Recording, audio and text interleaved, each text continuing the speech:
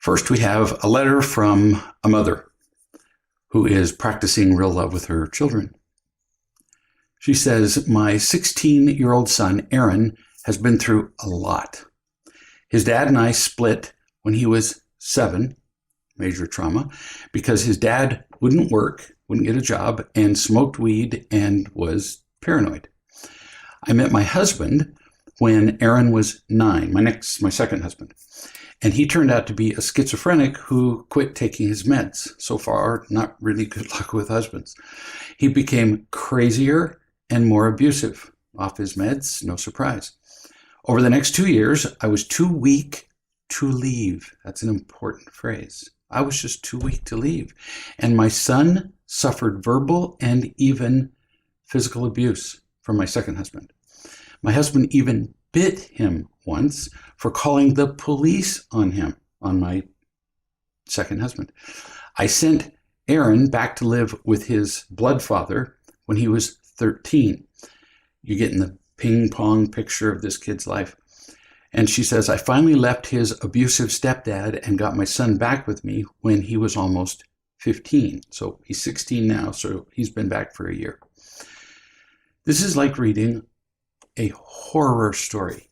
It's not exaggerating. And these stories like them, stories just like them or even a little less dramatic, are so common that hardly anybody pays any attention. This child would be horribly scarred. In many cases, irreversibly scarred. There's no way around that. And it's not an accusation of you or your first husband or your second or anybody. It's just how it is. It's the truth from the viewpoint of the child. It's a horror story. And that's the primary subject here, the child.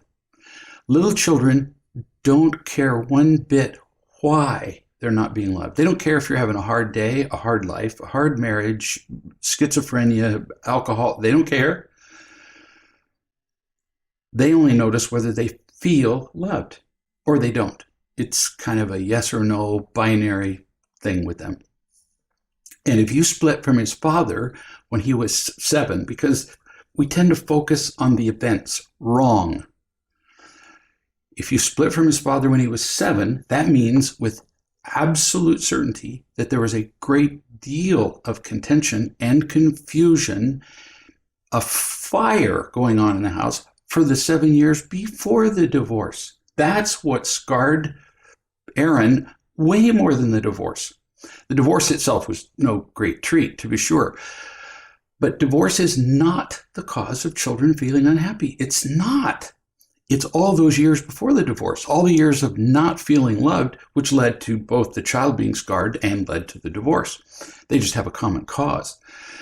You could not have loved him unconditionally during that time.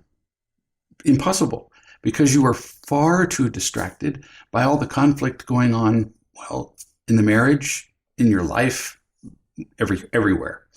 In fact, you prove that you didn't know what love was by the fact that you attracted a guy who was like this.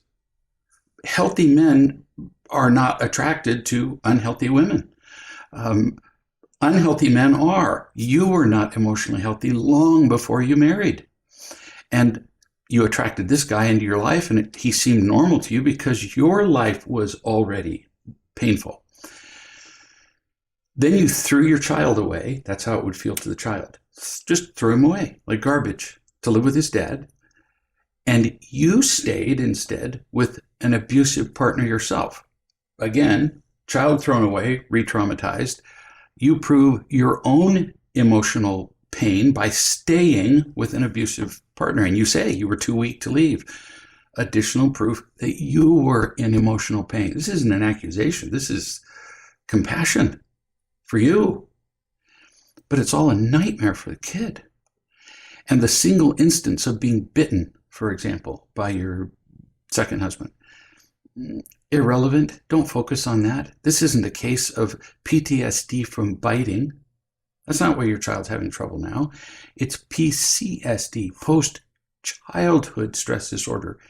In this case, his entire childhood. This is post 16 years of not feeling loved, stress disorder. But see, that's too long, the abbreviation.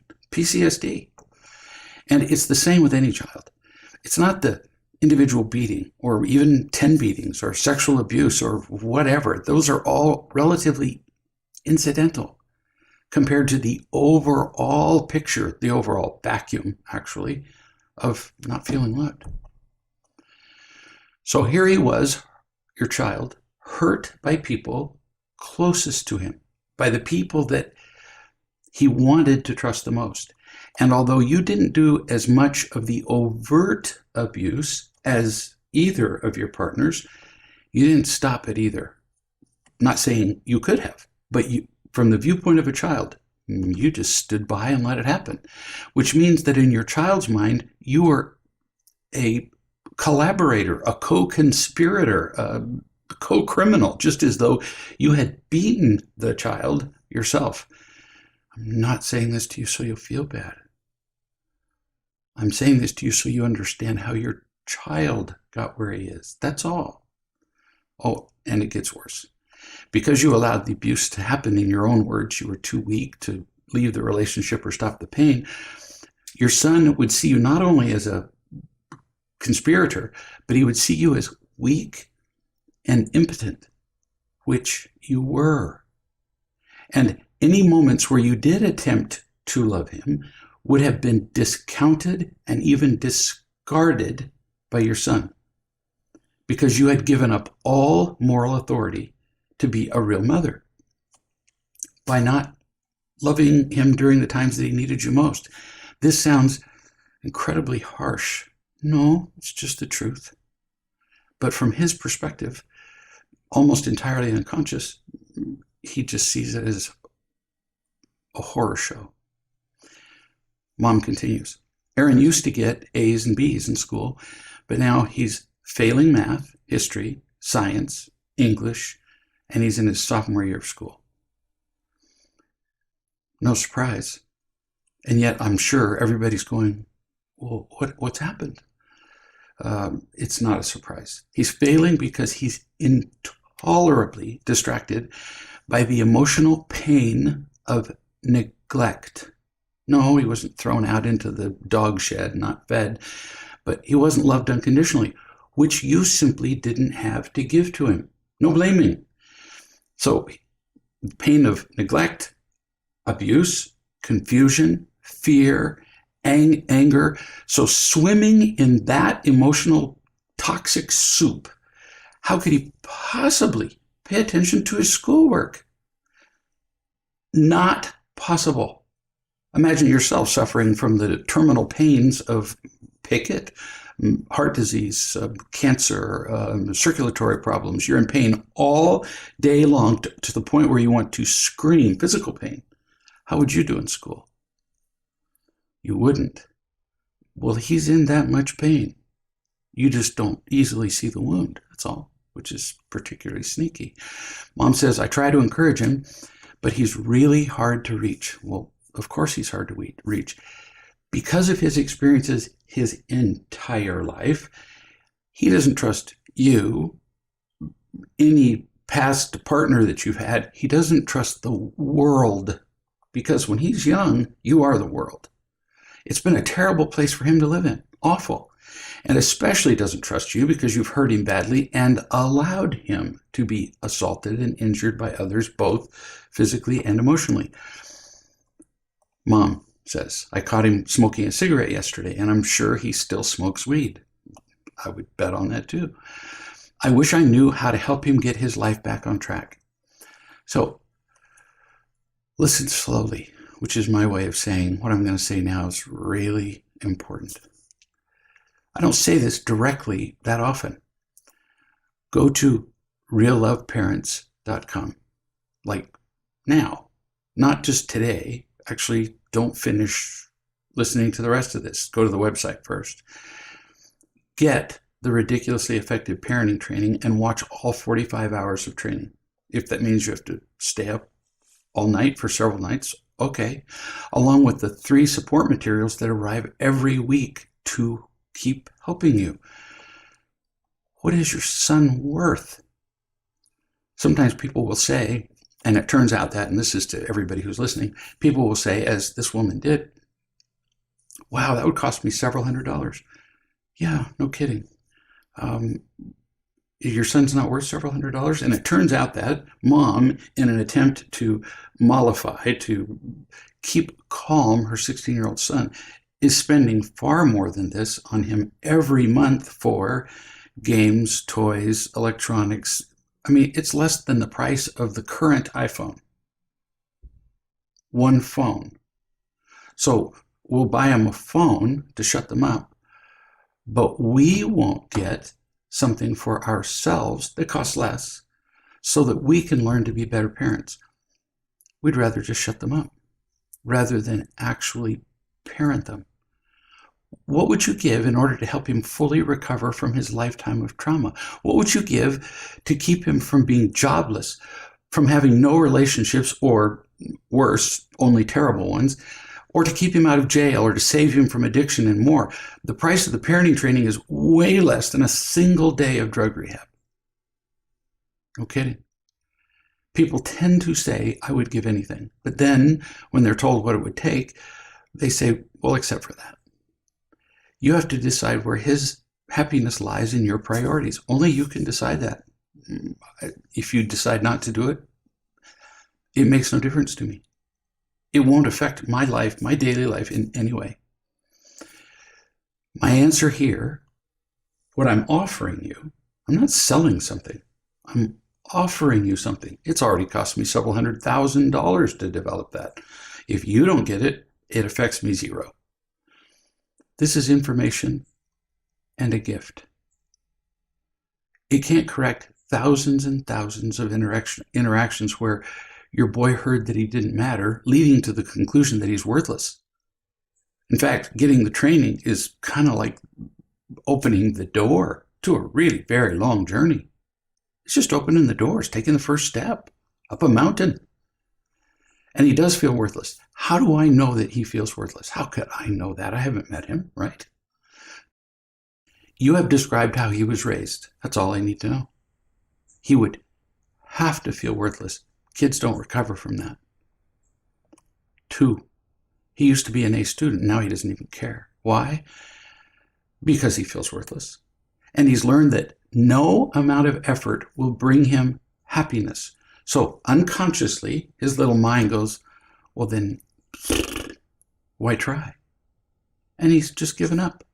And grades are just one indication of his giving up. Not just in school, in life. Smoking weed. He smokes weed so he can disappear. And it's going to get way worse. You can't even imagine. Mom says, I didn't know how to best support him, and it breaks my heart to see this intelligence and abilities wasted. Therapy hasn't helped him at all. Well, now you do know how to help him. And the question is, will you? I have no investment in what you do. None. It's an offer. But I am telling you that anything less than all in on your part, all the way, the training's just the start. Anything less than all in is going to yield you nothing. In most cases, in important things in life, half measures just don't work. They don't work at all. I'll put half the tires on the car. Why bother? He's worth it. So are you. Mom says, I went to therapy for a long time and feel pretty stable myself, all things considered. Stable is a really terrible word. It's about survival. It means that there's not a hurricane happening now. What you really mean to say is that you're barely surviving, not pretty stable. No, you're just barely scraping the bottom and your nose is this far above the water. You have no idea what genuinely loved and happy even look like. You don't know what they smell like, which is why you can't help your son. And I'm going to say it again. I'm not criticizing you. I'm giving you information that you have to have in order to make a difference.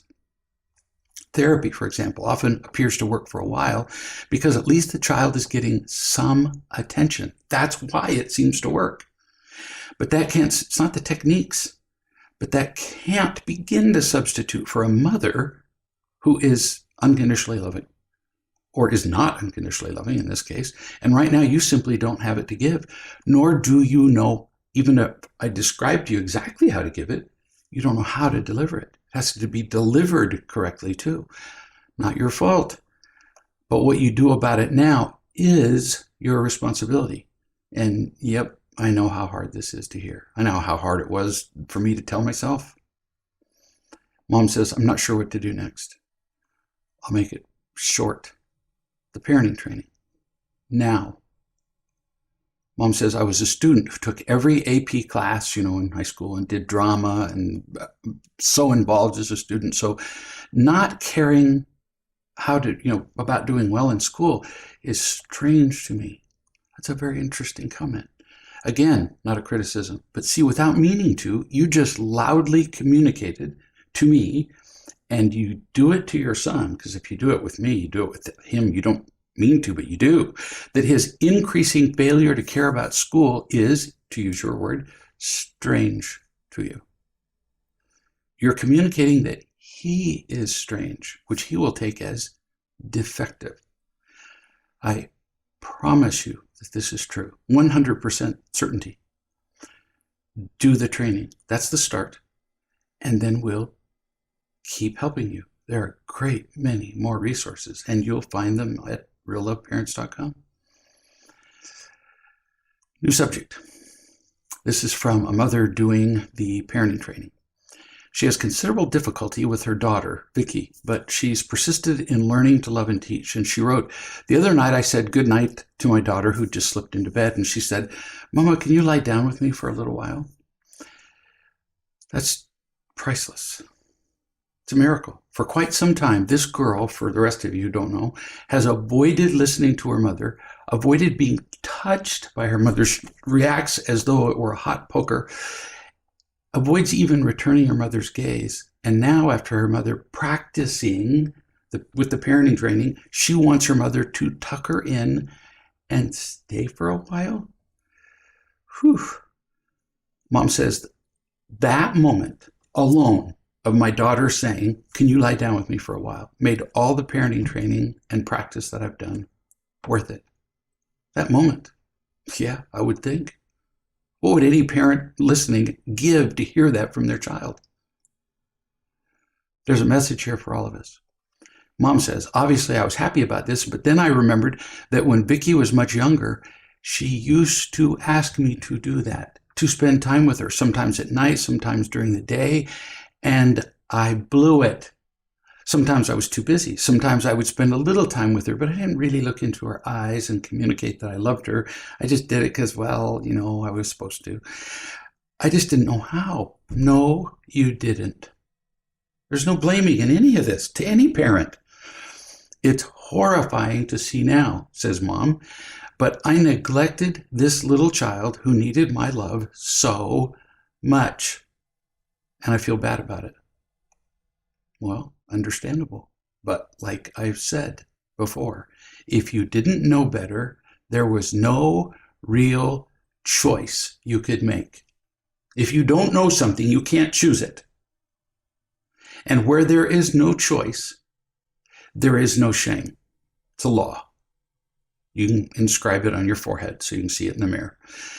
And yes, you were now listen to it, because this is a distinction that's difficult for people. You were responsible for not loving her. Who else was there? It was you. You're a mom. But it wasn't your fault. So it was your responsibility, but you couldn't execute it because you couldn't make a choice. You didn't see that other choice. So responsible, but not at fault. There's no incompatibility there. Another way to say that is you are responsible because it was your job, but you were never prepared to do your job. So you couldn't have done it. No guilt. No shame. Yeah, it's awful to look at, but no guilt, no shame. Mom says, all this time, Vicky wanted something from me, and it turns out I didn't know what it was. And now I've learned that if I had known then what she wanted, I wouldn't have had it in myself in order to give it to her. Oh, brilliant. I felt defensive about her behavior because I felt like it said something about me every time she asked me for something and I didn't know how to give it to her. And eventually her asking became a bother. Yes. And this is why parents become annoyed with children. Children are constantly asking for or demanding what the parents don't have. Her being a bother, Mom continues, was a way for me to blame her instead of examining myself. That's pretty genius. Mom says, I remember that a friend once said to me, my kids want something from me that I don't have to give. Echoes in your head now, doesn't it? How common is that? It's everywhere. And Mom concludes, in the past several years, I would have given anything to hear the words that she said the other night. Mama, can you lie down with me for a while? But all I can do now is be more aware today of what she needs now. I'm giving her what she needs now. I couldn't do it without all of the parenting training and the Real Love parenting coaches and you and other people who support me. Before Real Love, my love was just not big enough. That's a good way to see it. It just wasn't big enough. We were trying. We were given the love we had, which was next to nothing. But it wasn't big enough. And Mom says, I can see now that I'm saving their lives. Yeah, you are. This is pretty fun, huh? Hearing that from your daughter, realizing that you're saving your children's lives. And this is something we can all learn to do. We'll see you tomorrow.